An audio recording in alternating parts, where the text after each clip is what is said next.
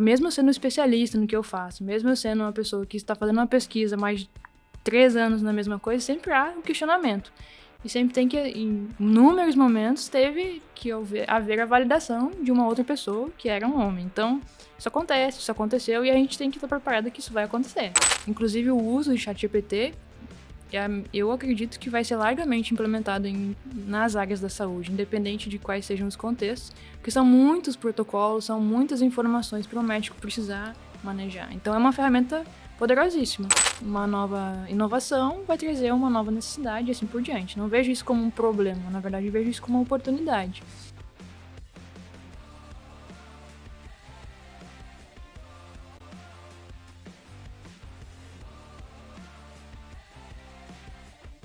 Olá, pessoal, bem-vindos a mais um podcast, nosso podcast que fala não só sobre testes, mas sobre todo o universo da tecnologia e diversos assuntos que permeiam esse universo. Hoje, vocês já devem ter percebido, né, especialmente para abrir o primeiro episódio da nossa segunda temporada, um episódio só com mulheres, né, para falar sobre tecnologia da informação e inteligência artificial. O melhor dos dois mundos, né? A clássica letrinha IA e TI. Comigo, então, Lilian, que sou designer aqui na Testing, e com a Keila. Prazer, pessoal. Eu sou engenheira de qualidade aqui na Testing. E para completar a nossa mesa, hoje a gente conta com uma convidada ilustríssima, que é uma verdadeira autoridade nesse campo, né? Ela é mestre e doutoranda em computação aplicada em inteligência artificial, atua com desenvolvimento back-end Python, com experiência em construção de aplicações web, análise de projetos e modelagem de banco de dados, é embaixadora Woman Tech Makers e consultora de interoperabilidade DataSUS. É um currículo imenso e a gente está falando com ela, Blanda Mello. Bem-vinda. Obrigada, pessoal, pelo convite. Fiquei até sem fôlego, com tantos elogios. Obrigada pelo convite, estou muito contente de estar aqui com outras duas mulheres ilustríssimas. E para começar, Blanda, a gente queria, né, conforme a gente falou, tu tem um currículo imenso, a gente queria entender um pouco como foi, assim, esse início da sua carreira, né? Esse seu início de estudo na área de TI. Então, essa história começa lá pelos 15 anos, na verdade. E aqui eu vou pedir uma licença poética de poder contar uma história um pouco mais longa. À vontade. Fica à vontade. Eu, na verdade, aos 15 anos queria muito cursar letras, cursar história e ir para a área de humanas. E lia muito, gostava de ler, mas para poder acompanhar os livros novos precisa de muito investimento, ter dinheiro. E a estratégia era ler, fazer resenhas e ganhar livros de graça. Então, naquela época, eu realmente criei um blog com uma amiga, a gente começou a fazer resenhas e conseguimos muitas parcerias para ganhar livros de graça, conseguir fazer essas resenhas e realmente continuar o vício literário, né? Que tu mantém até hoje, inclusive, né? Que eu mantenho. Porque eu, como uma boa host de podcast, fui pesquisar e vi, inclusive, que tu leu 70 livros num ano, é isso mesmo? Essa é a minha grande vitória. Títulos, né? Ai, gente, mas e daí, em dado momento, esse blog cresceu, tínhamos aí uns 1.200 seguidores, algumas grandes editoras como patrocinadoras, Larousse, selos como Rocco, era assim, a gente desmatou quando não existia vlogs. Quando tudo ainda era mato. Quando tudo era mato, a gente estava lá com a foice. E em algum momento a gente precisava mudar um pouco o layout desse blog, ele tinha que ser otimizado, melhorado. Tava muito ruim a interface, e ainda assim as pessoas estavam lá. E daí era eu uma amiga, ela também era leitora, mas eu já estava naquela coisa de curiosidade, então comecei a ler sobre JavaScript, PHP, como que eu podia mexer, tinha muitas coisas já prontas. E foi aí que eu caí na tecnologia meio que à força. Para aprimorar um trabalho que tu já estava fazendo, né? Exato. E a gente está falando ali de blogs, né? Alguns dos nossos ouvintes podem até nem saber o que eram blogs, né? O pessoal era uma tecnologia que antes era muito utilizada e tinha alguns sites que a gente tinha já meio pronto, né? Essa estética. Acredito que a tua intenção era meio que também aprimorar aquilo, né? Exato, era aquela estrutura Blogspot. Acho que ainda existe Sim. isso. Saudades Blogspot. Saudades Blogspot, hashtag.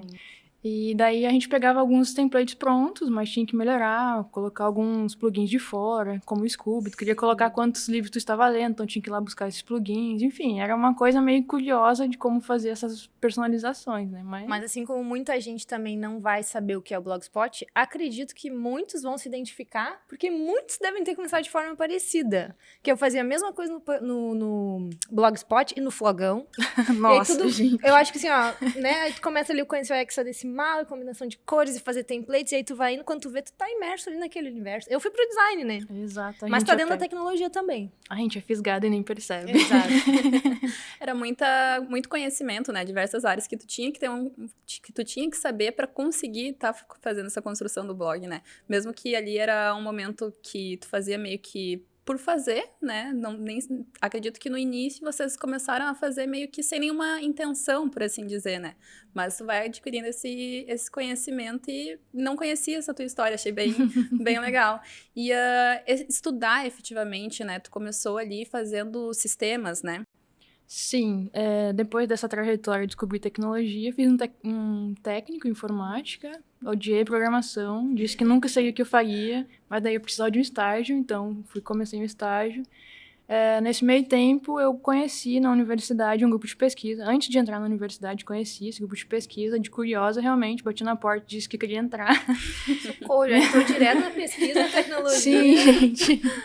Antes de entrar na universidade, estava lá, bati na porta, fui aceita. Tô lá desde então, acho que faz o quê? 10, 11 anos, meu Deus.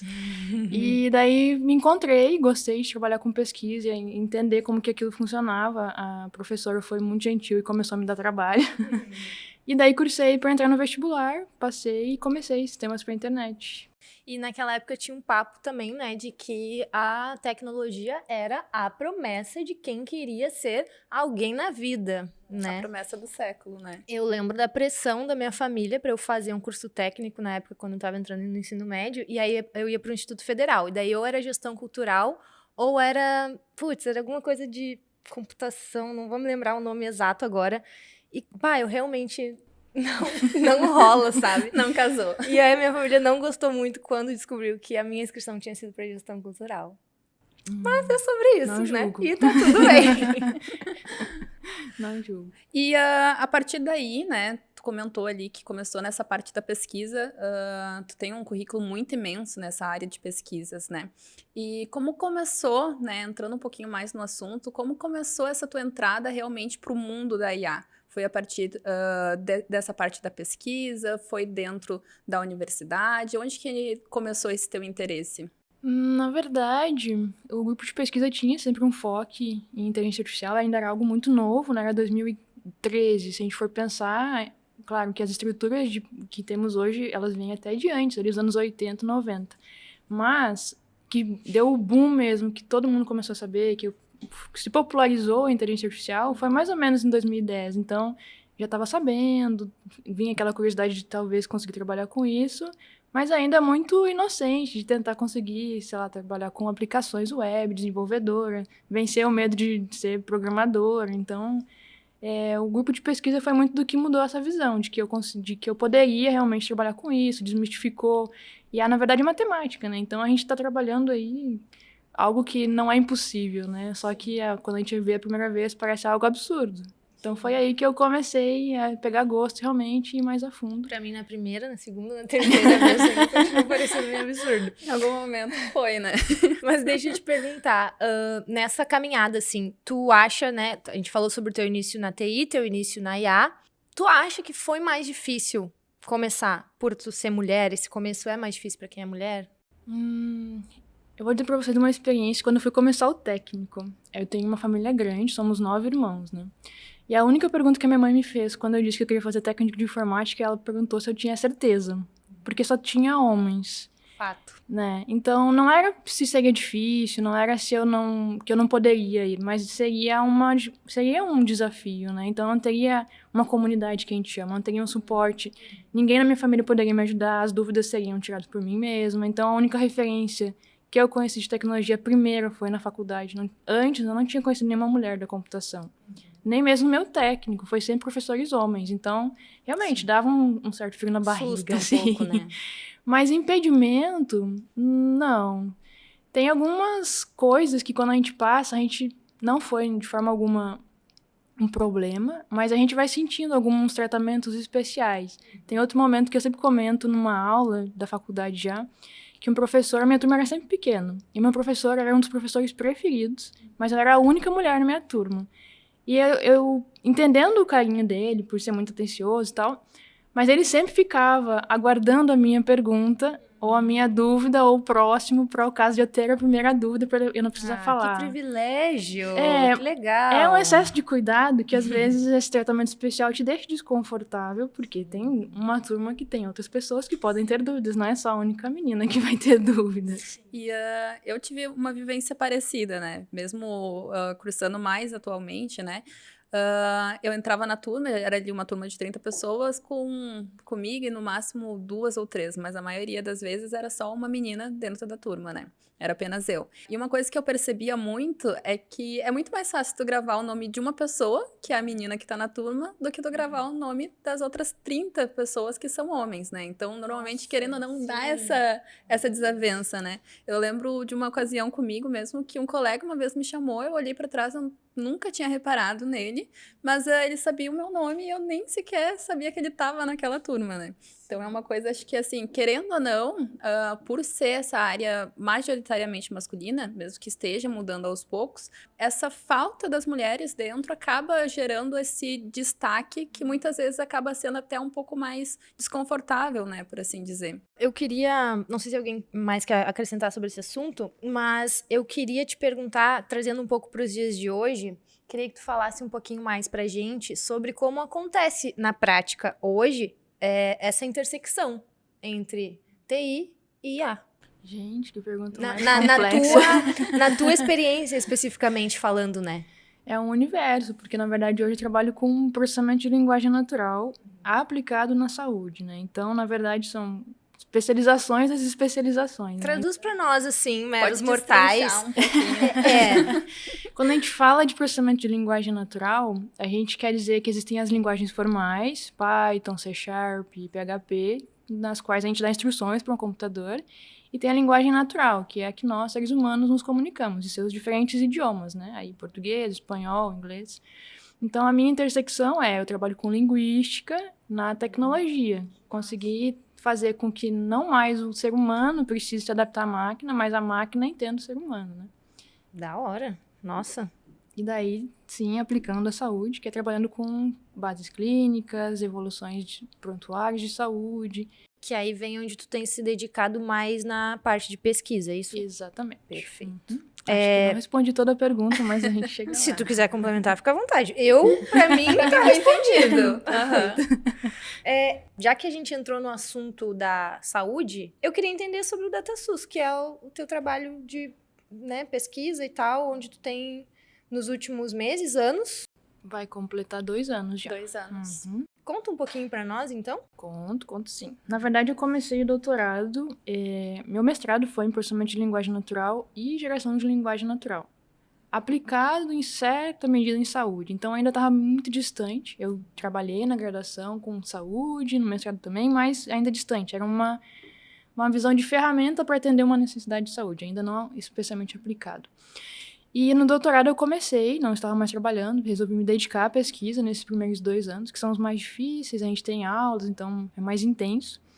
E nesses primeiros 2 anos, então, minha pesquisa ficou realmente focada em modelagem de bases semânticas, que é, basicamente, eu pego um prontuário hoje, em saúde, que é desestruturado, o que significa, o médico vai lá e escreve o que ele precisa sobre o paciente, o paciente tem sinais e sintomas, estava com febre, entrou com dor no estômago, enfim... Só que tudo isso é uma anotação, às vezes em um campo gigantesco de texto, que a gente não entende nada. Então, o que eu tinha que fazer recebo esse texto gigantesco, tenho que estruturar ele, colocar numa linguagem que uma outra pessoa, um outro médico possa receber e, de fato, tomar uma decisão em cima disso. Então, evoluindo essa pesquisa, eu cheguei num padrão que se chama HL Certifier, que seria uma base estruturante para minha tese, que eu pegaria esses dados desestruturados e chegaria, então, num formato que pode ser compartilhado com hospitais e que tenha qualidade, que alguém possa tomar uma decisão em cima desses dados com confiança. Estudei esse padrão, era algo completamente diferente do que eu tinha feito, nunca tinha estudado um padrão de interoperabilidade. É como se fosse um protocolo de saúde de como as informações saem de um lugar e vão em outro. É basicamente isso, mas é denso e muito extenso de se estudar. É como protocolos de saúde, então é uma burocracia gigantesca. E depois que eu fiz um curso para conseguir entender de fato esse padrão, eu cheguei num time, nesse curso mesmo, que era o do DataSUS, que estava fazendo um curso de especialização. Esse curso foi feito para a equipe do DataSUS, tinha mais de 30 pessoas deles, e abriram algumas inscrições para as pessoas externas. Eu fui lá, fiz esse curso, e as pessoas que estavam nesse curso acharam meu trabalho interessante, trabalho final. E daí, no final do semestre, de 3 ou 4 meses desse curso, a pessoa que estava lá me ligou e disse, olha, tem uma vaga aqui, gostaria que se tu tivesse interesse, que participasse conosco, acho que casa bem com a tua pesquisa, a tua entrega provavelmente vai ser na mesma linha, e daí talvez tu tenha interesse, mas me retorna se tu tiver. Só que tinha um problema, né, porque eu tinha uma bolsa de dedicação exclusiva, da qual, se vocês não conhecem, quando é uma bolsa de dedicação exclusiva, tu não pode ter uma ligação de trabalho, né? Um vínculo de trabalho.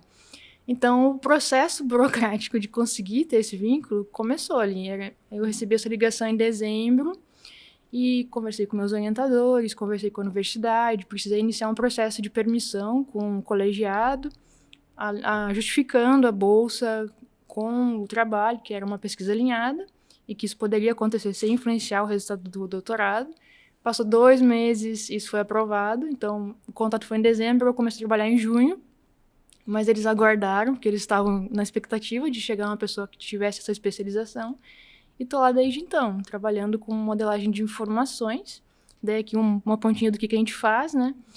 Quando a gente vai fazer a troca de informações com os sistemas de saúde, a gente precisa entender o que a gente está esperando. Então, a gente tem contextos, né? Então, se é um contexto de atendimento, se é um contexto de internação, se é um contexto de exames laboratoriais ou de vacinação, tudo isso são contextos. O padrão, ele estabelece esse contexto de uma forma qualificada e a gente consegue trafegar essas informações. Então, na minha equipe hoje, eu sou líder da equipe de interoperabilidade que define quais as informações para esses modelos e implementa numa rede nacional de dados em saúde do Brasil. Quantas pessoas na tua equipe, assim, só pra gente... Hoje nós somos 5 pessoas. E no time todo? Na coordenação geral, nós temos em torno de 30 pessoas. Esse time, ele tá centralizado aqui no Rio Grande do Sul? É espalhado pelo Brasil?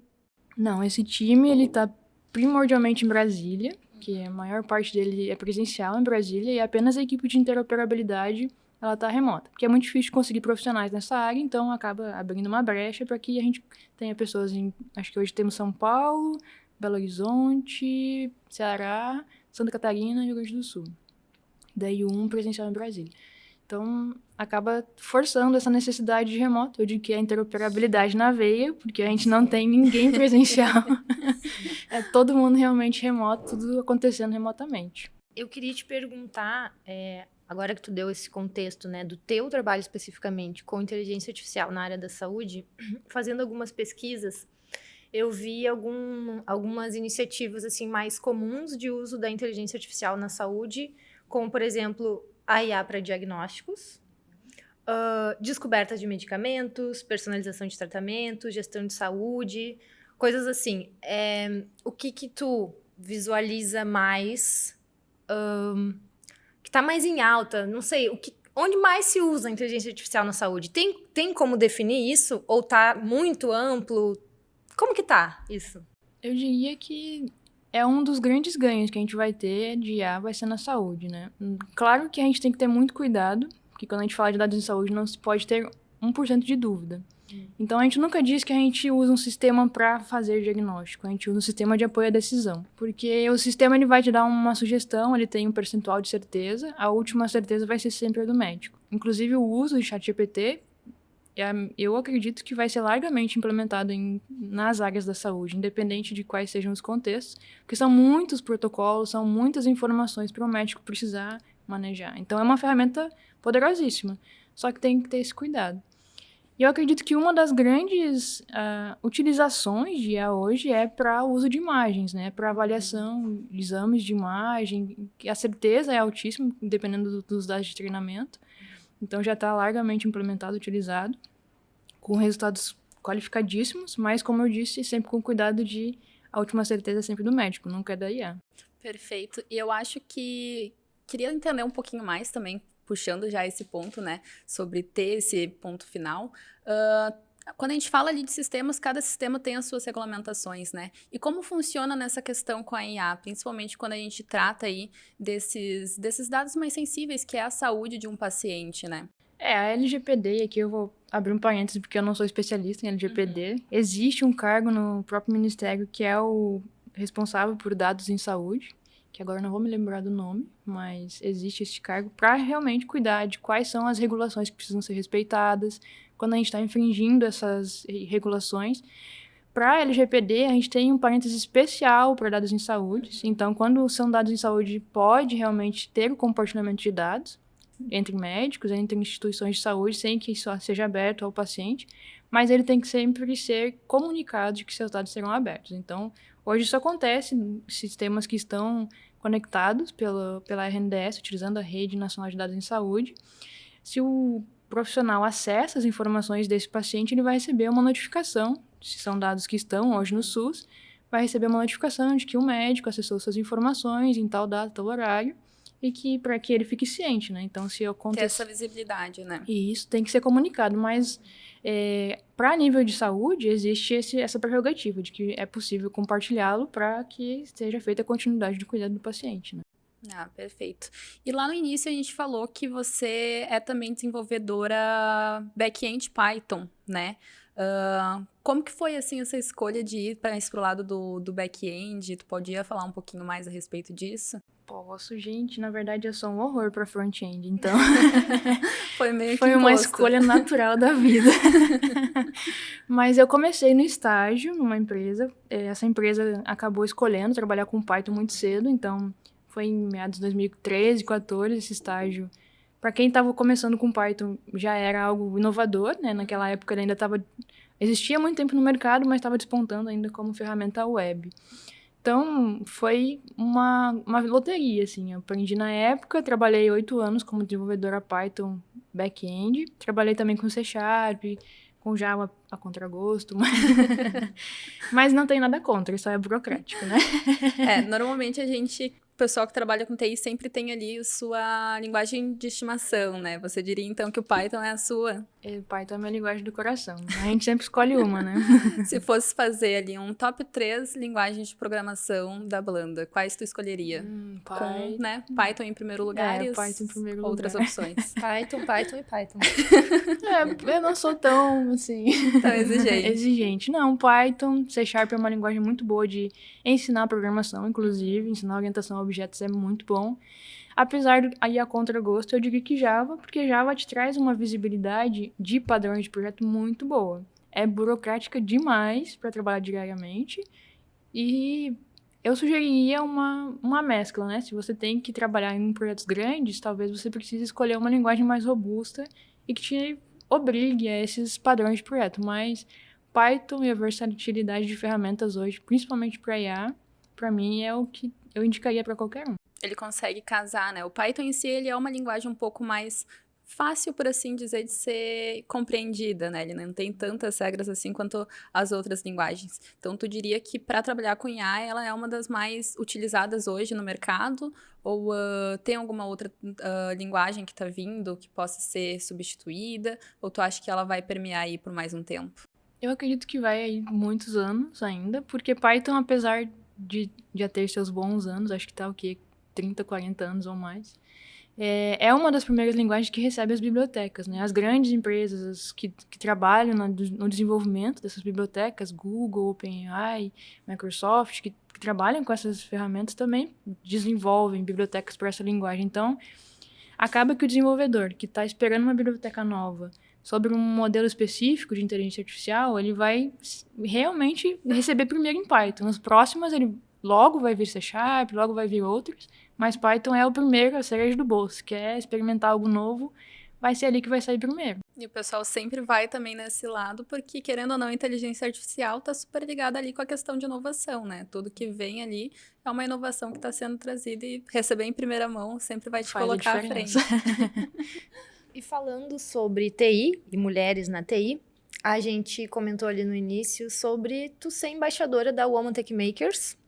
Eu queria pedir para tu falar um pouquinho sobre o projeto e também sobre outros projetos voluntários, sobre iniciativas, né, de mulheres na tecnologia e tal, na área de TI.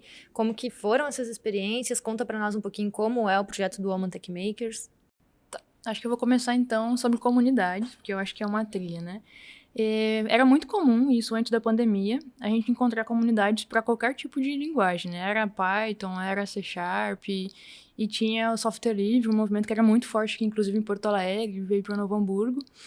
E uma coisa que a gente não via era mulheres nesses eventos. E era até engraçado, a gente formava um pequeno grupinho, assim, reunia 5 pessoas de 5 cursos diferentes de computação, mulheres, para conseguir ir com um grupinho de mulheres. E chegava lá, era só homens, né? Então era até engraçado. Era o grupo de meninas no evento inteiro. Começaram algumas iniciativas, se não me engano, em 2011, 2012, já tinham algumas instituições sem fins lucrativos que vinham buscando trazer mais mulheres para a computação.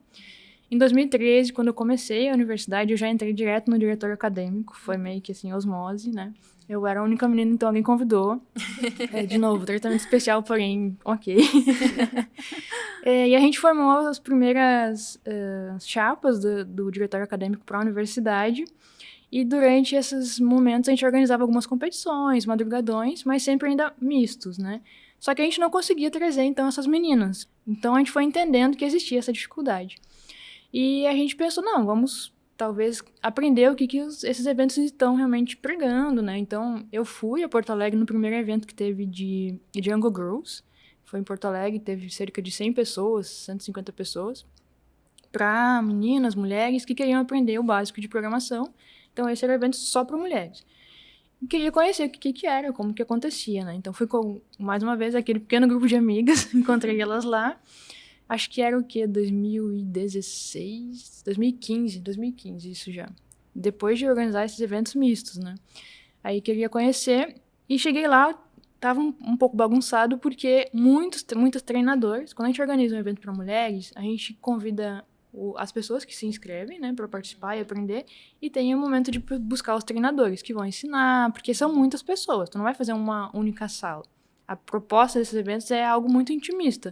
Tu tem 10 pessoas no máximo e ensina como que funciona. Tem uma pessoa ali que vai te ensinar de perto, sem pressão, tu vai ter tempo. Tem realmente um acompanhamento, né? Isso, é mentoria. A gente, muito mais mentoria do que uma aula. Porque senão, né? Isso, porque senão as dificuldades elas se escancaram ao invés de elas serem diminuídas. Então, com mentoria a gente conseguia fazer isso. E faltou muitos treinadores. E daí elas estavam desesperadas e elas deram, graças a Deus, que esse grupo de mulheres foram visitar para conhecer. Pegaram todas nós e disseram, vocês vão ficar responsáveis por essas aqui. Já teve a experiência na prática. Foi na hora. Então eu tive sorte. Ao vivo. Quem sabe fazer ao vivo. Exatamente. Foi.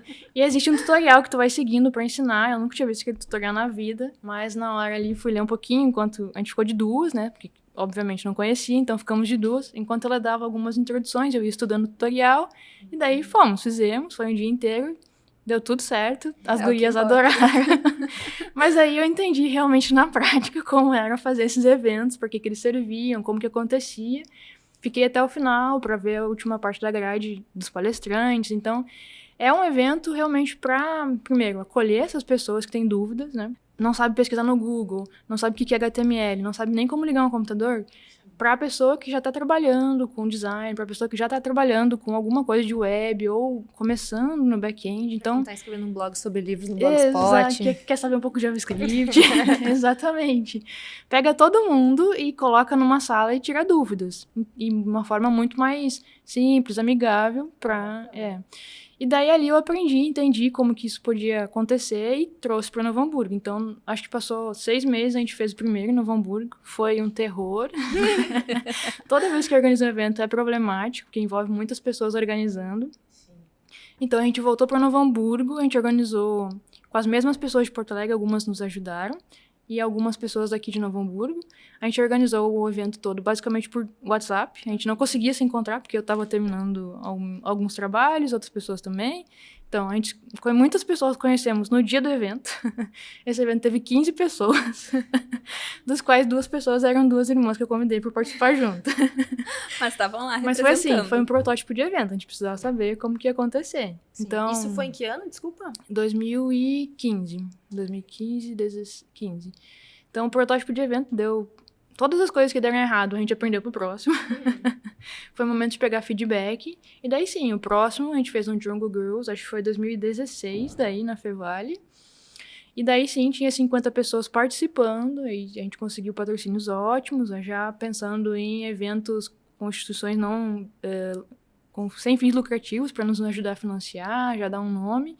E daí conseguimos trazer algumas treinadoras de Porto Alegre, deu super certo, já com esse know-how de ter apanhado no primeiro e ter visto um em Porto Alegre.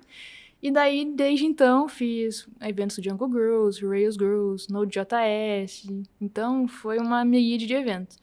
E foi como eu conheci as comunidades. Existem muitas comunidades que não te ensinam, te abraçam, né?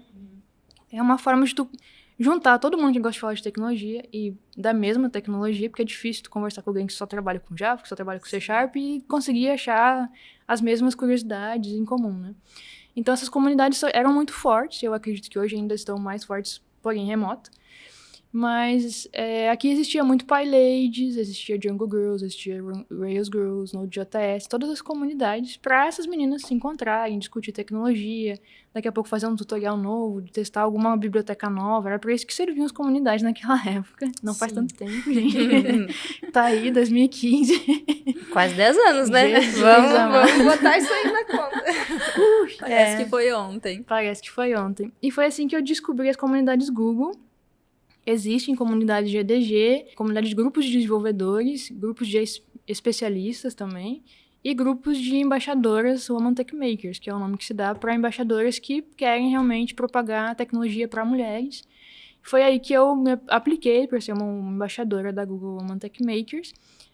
O formulário de aplicação abre uma vez por ano, então geralmente é alguém que já estava lá que te avisa quando abre as inscrições. Tu precisa ter um know-how, assim, de ter organizado alguns eventos, algumas experiências de como funciona trazer mulheres, para poder realmente disseminar essas iniciativas do Google. Porque a proposta de Women Tech Makers não é pagar, a gente não recebe nada, né? É um trabalho voluntário. Mas a gente recebe diversos cursos da Google de como usar as bibliotecas, como usar tecnologias deles. Às vezes, antes de serem publicados, a gente recebe esses cursos.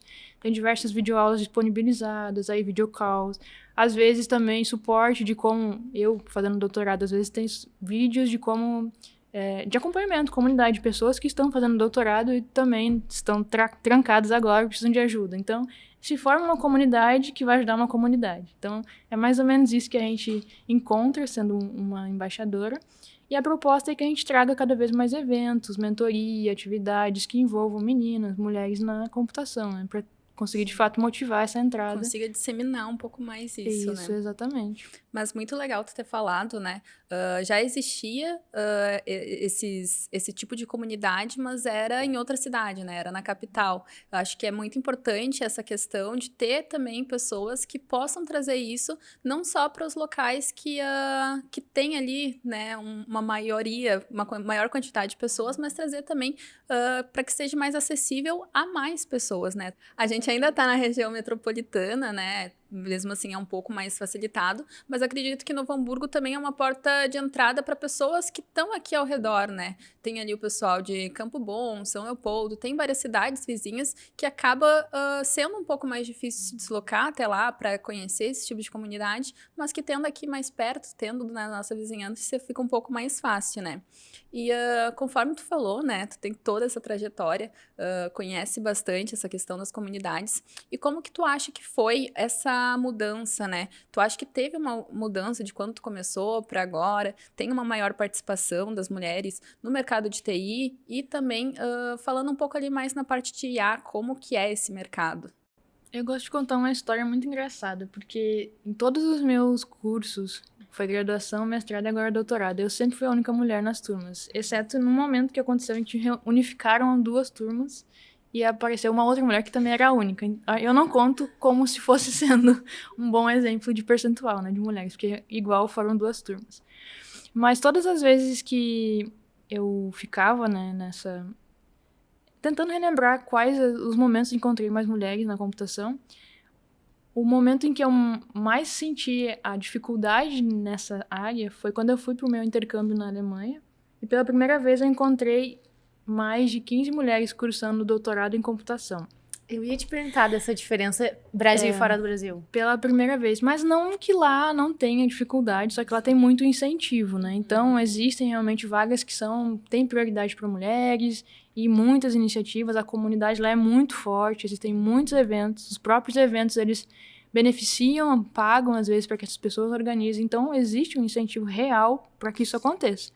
Isso se reflete diretamente no que a gente vê nos grupos de pesquisa, nos laboratórios. Então, pela primeira vez, eu estava num lugar que tinha realmente muitas mulheres e não foi fruto de uma comunidade, de um encontro marcado. Estava todo mundo lá realmente fazendo seu trabalho, todos os dias, mais de 15 pessoas, de 15 mulheres, fazendo pesquisas incríveis, que foi que eu me dei conta, nossa, como a gente tem uma desigualdade absurda, né? E como que isso impacta, a gente não percebe, mas realmente ter muitas pessoas para discutir os mesmos problemas, a gente se sente muito confortável em abrir esses problemas. É diferente de quando tu tá em um lugar que não tem essas pessoas que conseguem enxergar os mesmos problemas, as mesmas dificuldades, às vezes as mesmas dúvidas, que vai discutir às vezes num bar, às vezes num restaurante, às vezes numa conversa de corredor, que tu não vai ter com uma pessoa que daqui a pouco tu não se sente confortável porque não tá na mesma situação. Então, foi muito reconfortante. E só trouxe a discrepância que existe aqui no Brasil, nas nossas áreas, acontece exatamente o mesmo na área de pesquisa. Apesar de que na área de pesquisa, as discrepâncias de gênero, a gente não sente tanto a discriminação, mas as discrepâncias de gênero existem porque menos mulheres chegam nesses cargos. Mas quando chegam, o julgamento que pode existir, né, em cargos de indústria, a discriminação de salário, enfim, isso não é tão discrepante, né, quanto nas indústrias, né? Na academia isso está mais igualitário, graças a Deus. Sim, eu acho interessante a gente tocar nesse assunto, porque fazendo então uma costura, assim, né, de tudo isso que a gente falou, do know-how da Blanda nos eventos de tecnologia em geral e também voltados para mulheres, a questão que a Keila trouxe sobre a região aqui, né, metropolitana, e onde tu atua muito fortemente aqui no Vale dos Sinos, né, tu acaba desempenhando esse papel como um agente de democratização do acesso à informação, né? Tanto no contexto geral, mas aí a gente começa já a enviesar para um recorte de gênero, né? Principalmente para as mulheres, onde a gente vê uma parcela menor, né? Claro. E mesmo na organização de eventos, eu fico pensando em alguns momentos que acontecem porque são o que marcam, né? Quando a gente organizou o segundo evento na Fevale para meninas, eu achei muito engraçado, porque o primeiro foi ruim, foi o protótipo, né? Mas o segundo deu muito certo. Deu tão certo que a gente tinha meninas de 13, 10 anos a mulheres de 40, 50 anos. Então, foi uma inclusão gigantesca. A gente conseguiu, de fato, fazer com que todas as pessoas se sentissem confortáveis de virem. Não só confortáveis de virem, como a confiança de que alguns pais trouxeram as filhas de 10, 13 anos para um evento numa universidade que ninguém conhecia, a gente não conhecia aqueles pais, a gente não conversou com eles convidando eles, né? Mas eles se sentiram confortáveis de trazer, porque era um momento que eles podiam desfrutar daquele ambiente seguro, daquele ambiente colaborativo. Então, é só um retrato de como esses eventos eles são importantes. Primeiro, uma infância quase adolescência, mas 10 anos, eu não tinha contato nenhum com tecnologia aos 10 anos, né? Talvez esse contato precoce mudou muitas decisões dessas meninas. Talvez elas não foram para ser desenvolvedoras, mas trabalhar com design, trabalhar com qualquer outra coisa que envolvesse tecnologia, perderam esse medo, né, de talvez explorar essas possibilidades. E é só um recorte para esses eventos mais acessíveis, gratuitos para uma comunidade, né? Esse é um ponto que eu ia perguntar, né? Porque antigamente pouco se falava de tecnologia para meninas, né? A gente sempre era muito induzida ali a ir para áreas mais humanas, né? Hoje em dia, tu acha que não só por conta desses eventos, mas no geral da sociedade, tem já esse levantamento das mulheres desde cedo já ter esse interesse, ter realmente um incentivo? E aqui eu vou fazer outro recorte, né? Como eu acabo me envolvendo muito nessas comunidades, principalmente como embaixadora aqui de Novo Hamburgo, eu recebi muitos convites para palestrar, conversar sobre meninas. Vamos falar. Às vezes esse convite vem para palestrar para meninos, para palestrar para homens, para que eles... Como é que tu vai justificar? Por que é importante ter mulheres na computação para homens? O que eles têm a ver com isso? Né? Não, nada justifica. Por que um problema que é nosso tem que ser deles, né? Então, a gente tem que começar a construir uma narrativa para que as pessoas que não participam desse problema entendam que elas têm que participar da solução, né? E, na verdade, essas carreiras STEM, né, que a gente chama, que são das tecnologias, matemáticas, química, enfim, engenharias no geral, o recorte de mulheres nela é muito pequeno. Houve um crescimento ali, anos 80, 90, teve uma inserção de mulheres, depois teve uma queda, e depois voltou a subir, agora nos últimos 10 anos também voltou a subir. Mas, curiosamente, computação é a área que não sobe, só decresce. E a gente começa a se perguntar por quê? Por que mulheres não entram se o mercado está muito bom, está pagando muito bem? Se as universidades estão oferecendo cursos ótimos, se tudo está se encaminhando para esse tipo de mercado, mas mulheres não entram. E a gente começa a se questionar por quê. Houveram estudos, e daí aqui eu ressalto estudos machistas, mas houveram estudos que foram, de fato, tentar entender se isso é uma questão biológica, que de fato está comprovado que não tem nada a ver, não tem nenhuma diferença nas escolhas, a questão de gênero. Mas existem essas pesquisas, se as pessoas têm dúvidas, podem ir buscar. Rindo de nervoso aqui. Não, mas para chegar a se fazer um estudo científico sobre esse tipo de situação é porque a dúvida era muito grande, né? Sim. E se a dúvida existia é porque, enfim...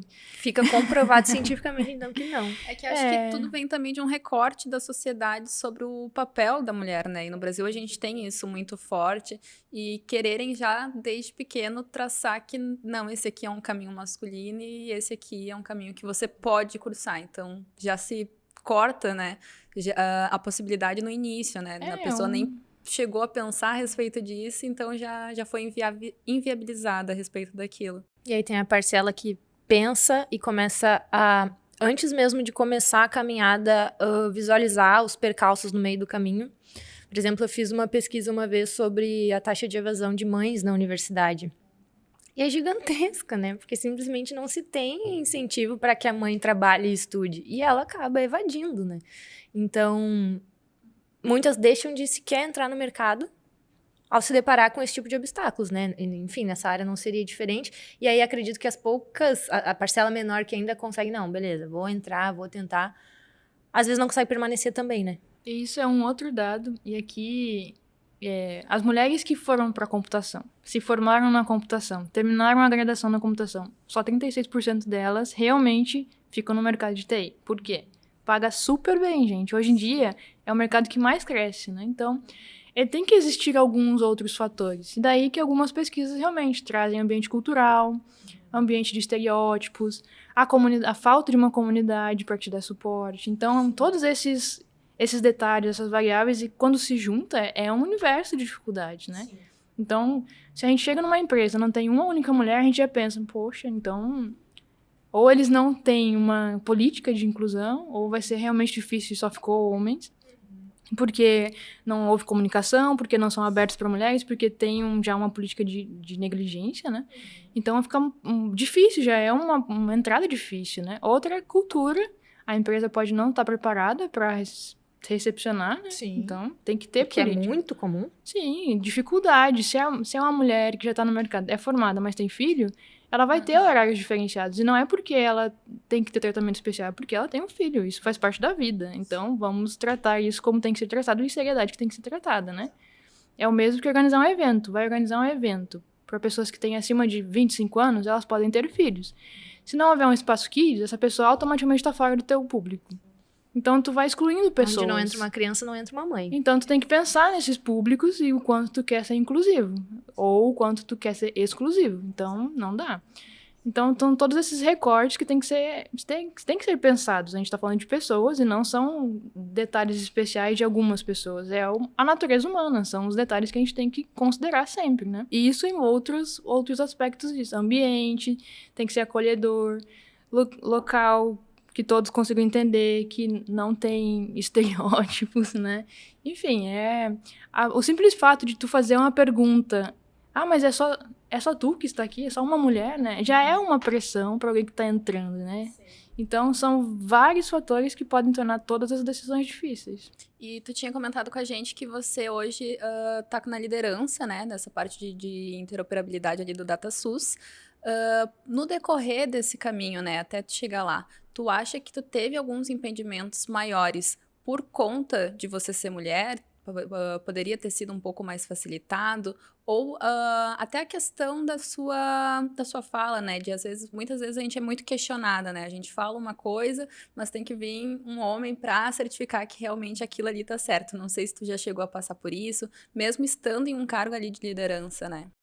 Eu acho que isso todas as mulheres podem dizer que já passaram ou já a colega do lado passou, né? Então, não é exclusividade minha e não seria um caso especial, né? Então, a pergunta, a dúvida de quando mesmo eu sendo especialista no que eu faço, mesmo eu sendo uma pessoa que está fazendo uma pesquisa há mais de 3 anos na mesma coisa, sempre há um questionamento.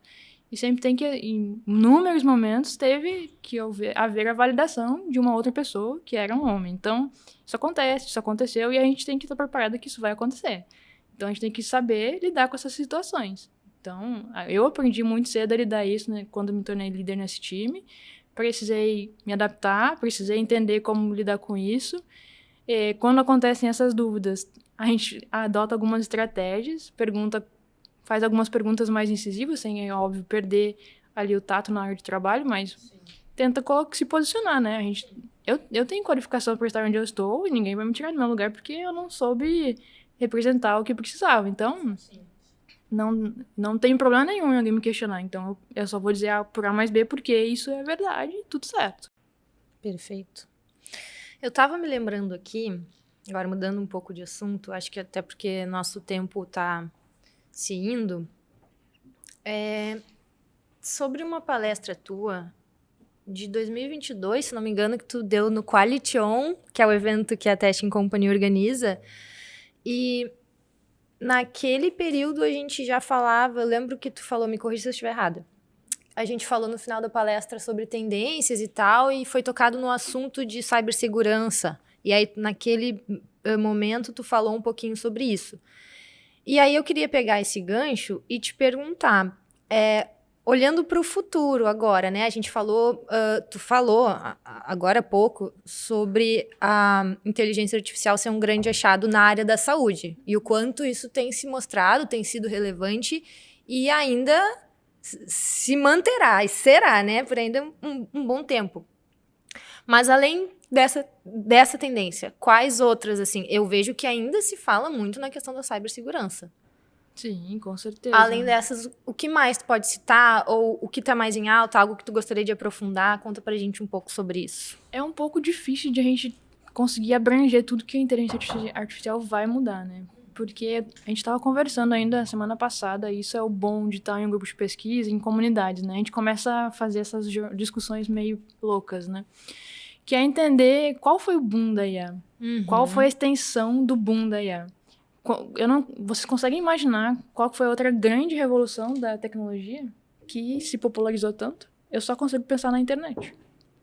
Então, o tamanho que é a IA hoje, o tamanho que ela está se tornando, popularização, pessoas de qualquer idade acessando, usando para as mais diferentes coisas, aplicando nos diferentes cenários, como ela está de fácil acesso. Então, a última coisa que se popularizou tanto e estava tão acessível e teve uma mudança tão grande no comportamento, nas culturas e nas empresas, foi a internet. Então, a IA, eu não vejo outro caminho que não mesmo que a internet. Vai estar em tudo, vai estar em todos os tipos de estudo, vai estar nas empresas, vai estar nas famílias, vai estar dentro dos ambientes domésticos, casas inteligentes, vai estar no controle de tráfego, vai estar já está, tudo, né? Então, vai estar em tudo, né? Então, Como A já dizia o extensão... Chorão, tão natural quanto a luz do dia. Exatamente. A gente vai se tornar tão próximo da inteligência artificial como a gente é hoje da internet. A gente não fica sem internet, né? Sim. A gente fica perdido sem internet, literalmente, porque o GPS não funciona. Vai se unificar, então. Internet e IA vão ser quase ali a mesma coisa. Tudo vai ter uma ponta de IA. O telefone hoje, a gente não escreve um texto. Eu, principalmente, fico preguiçosa de ter que escrever uma palavra inteira, né? Ela vai só complementando. 3 letras, o que sugere já Exato. já A gente fica tão próximo da inteligência artificial que a gente nem percebe mais que ela tá em tudo. Que é nas recomendações de compras, que é no que tu vai fazer pro almoço, pra janta.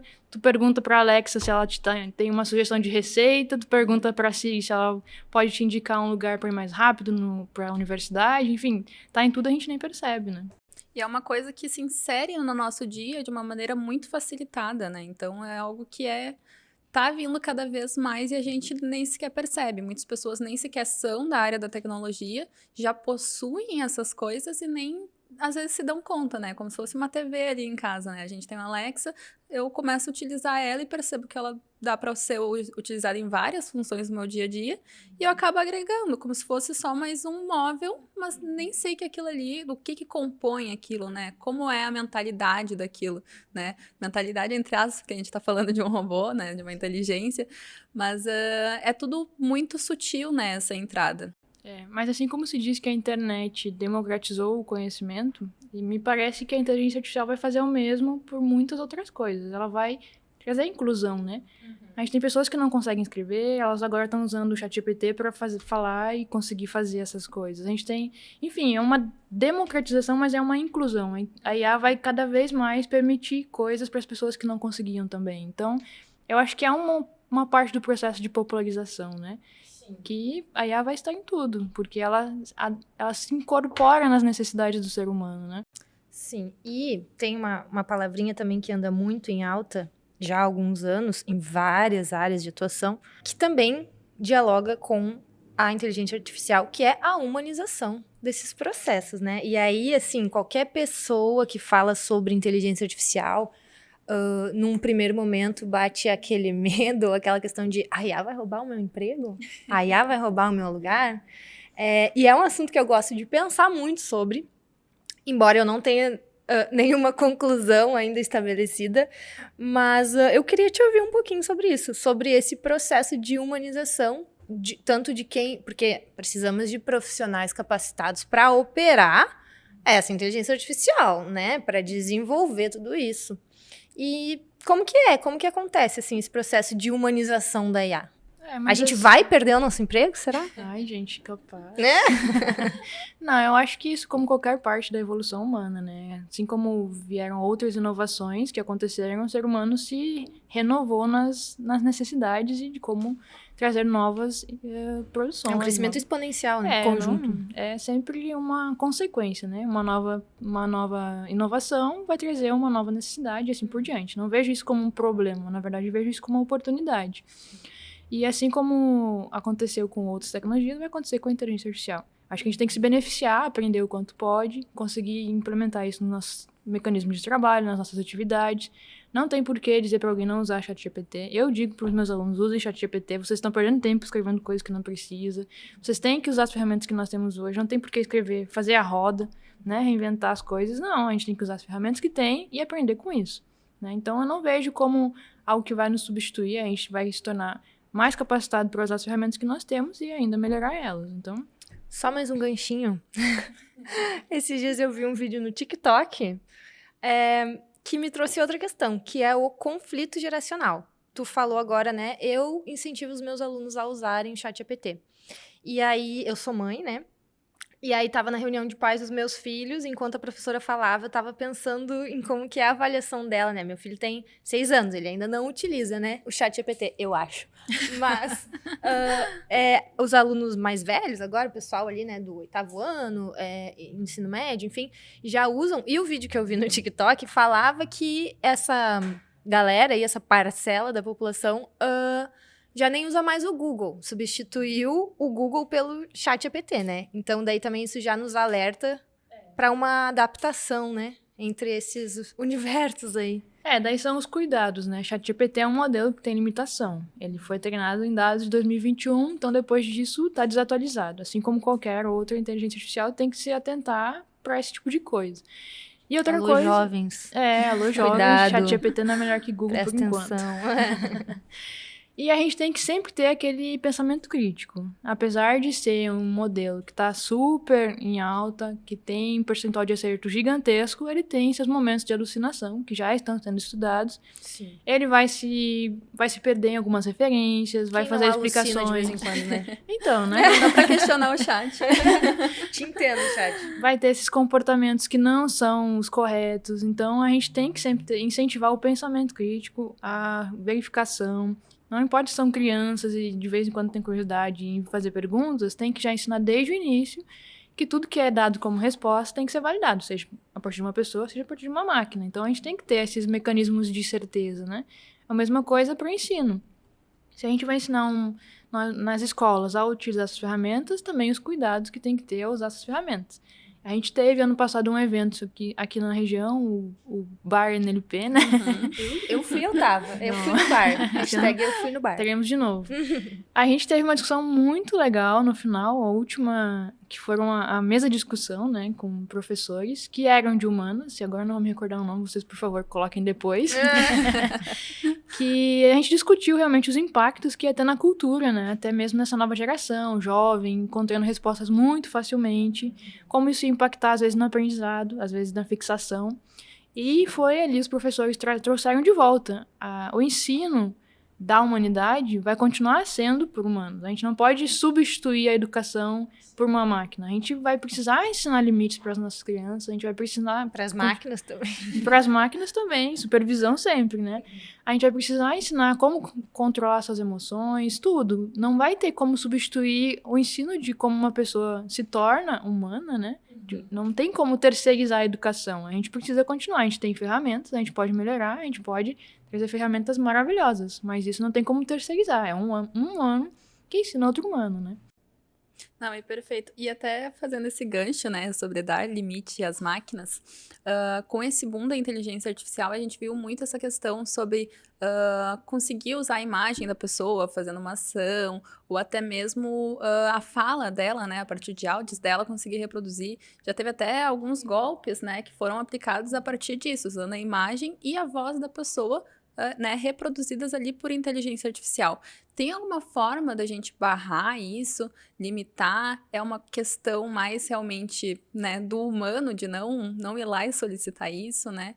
Tem alguma forma que a gente consiga prevenir esse tipo de situação? Isso são os vieses de uso, né? A gente, assim como qualquer outra coisa, se tem algo que está na rua e pode ser roubado, vai depender da pessoa roubar ou não. Então, a gente tem que ensinar as pessoas da mesma forma que a gente ensina a usar a agir nesse momento de não fazer o roubo, a não fazer esse tipo de coisa errada. Porque os dados que nós fazemos, as tecnologias que nós fazemos, ainda são usadas por humanos. Ainda quem está fazendo errado são os humanos, né? Então, a forma como se utiliza essa IA para o bem e para o mal também é um reflexo da educação do ser humano, né? Então, a gente não pode também terceirizar essa responsabilidade. Quem usa a ferramenta, a gente não pode culpar a ferramenta por aquele que está usando a ferramenta, né? Inclusive, é uma das questões das pautas ali da regulamentação da IA, né? Entender como os algoritmos tomam decisões e garantir que esses resultados sejam éticos e justos. Isso, faz parte da regularização da IA e mecanismos que a gente possa, pelo menos, barrar em algum momento que essas situações não aconteçam, né? Porque a gente tem, assim como existem leis para todo tipo de infração, também vai ter que acontecer esse tipo de coisa de regulamentação para IA. Então, faz parte do processo de amadurecimento, né? E antes a gente falava muito a respeito do teste de Turing, né? Que falava ali sobre a IA reproduzir ações humanas, né? Ou falas humanas de uma forma que não fosse tão robotizada. A gente já passou esse liminar? Essa linha? Hoje o teste de Turing, ele já... O nosso GPT já passa, né? Já engoliu. Existem algumas pesquisas, inclusive, já pensando em, por exemplo, numa escola, o aluno não fazer todo o trabalho no ChatGPT, né? Não pode? Que é que se consiga, de fato, fazer uma marca d'água, por exemplo, em resultados que venham dessas ferramentas, que a gente consiga identificar e etc. Mas eu não enxergo a proibição como uma solução. Nunca a proibição vai ser uma solução, porque se torna atrativo quando tu proíbe, né? Então tu passar a pensar em estratégias de ensino que sejam efetivas. Como usar as ferramentas direito, para que elas servem. E o mesmo no processo regulatório. Como que a gente pode usar essas ferramentas no Ministério da Saúde, sem que isso infrinja a LGPD, sem que a gente esteja invadindo a privacidade, sem que a gente pegue uma câmera de segurança no trânsito e use para outras coisas, né? São os processos regulatórios, mas sempre pensando em como fazer isso da forma correta, porque quem utiliza é o ser humano. A máquina não vai fazer a coisa errada sozinha, né? A gente tá ficando já sem tempo, e a gente queria saber, né, o pessoal que tá nos vendo, nos ouvindo, onde que eles podem conhecer um pouco mais ali a respeito do teu trabalho, se conectar contigo. Tenho meu LinkedIn, acho que não tem muitas blandas no LinkedIn, podem me procurar lá sem problemas. Sobre o DataSUS, as páginas oficiais do governo têm muitas informações, recomendo a leitura das Estratégias de Saúde Digital do Brasil, que é uma proposta de 2028, como que o Brasil vai evoluir sobre essas tecnologias digitais em saúde, como que vai se preparar para essas mudanças, como que vai interligar suas unidades de saúde, como que o Brasil se vê como protagonista, porque o Brasil é protagonista na América Latina, na digitalização de sistemas de saúde. Nosso SUS é o único, é um exemplo a nível internacional, então a gente tem que tomar conta dele com muito carinho. E é isso que também nós fazemos no Ministério da Saúde, dando voz para esse sistema único de saúde ser mais inteligente, ser mais econômico, com sistemas que funcionem. Então, procurem as páginas oficiais do governo, do Ministério da Saúde, procurem ler sobre a Rede Nacional de Dados em Saúde, que é hoje a ferramenta que está reunindo esses dados de todos os estabelecimentos de saúde do SUS, para conseguir, de fato, compartilhar essas informações com qualquer estabelecimento de saúde. Perfeito. Para encerrar, então, tu poderia deixar uma mensagem ou um conselho para os nossos ouvintes, a comunidade aqui do Podcasting, que tem interesse em ingressar, seguir carreira nessa área de inteligência artificial? Eu acho que curiosidade é a primeira coisa, e depois ir atrás de grupos de pesquisa, ir atrás de comunidade, se vocês têm interesse, trocar uma ideia. Eu mudei muito de opinião no decorrer da minha escolha de carreira. Queria fazer letras, queria fazer história, caí em computação. Foi porque eu conversei com muitas pessoas para conseguir entender o que cada área tinha, o que eu gostaria, como eu gostaria de trabalhar, se um ambiente fechado, se um ambiente aberto. Então, primeiro entender, né, conversar com essas pessoas. E inteligência artificial vai cada vez mais nos surpreender. Eu imagino que daqui para frente vai ser só novas coisas que a gente vai querer desvendar e explorar com elas. Então, ficar atento no que está sendo lançado. Algumas das grandes empresas de tecnologia, Microsoft, Google, OpenAI, ficar atento aos canais deles para conseguir acompanhar essa onda que só vai explodir. Perfeito, então, muito obrigada. Estamos muito felizes, adorei nossa conversa. Sempre bem-vinda aqui no nosso podcast, quando quiser aparecer novamente. Volte, por favor. Porque conforme a gente falou no início, é um currículo realmente imenso. A gente tentou fazer um recorte, passar um pouco por cada coisa, mas sempre tem assunto. Então é isso, gente. Esse foi mais um Podcasting. Valeu!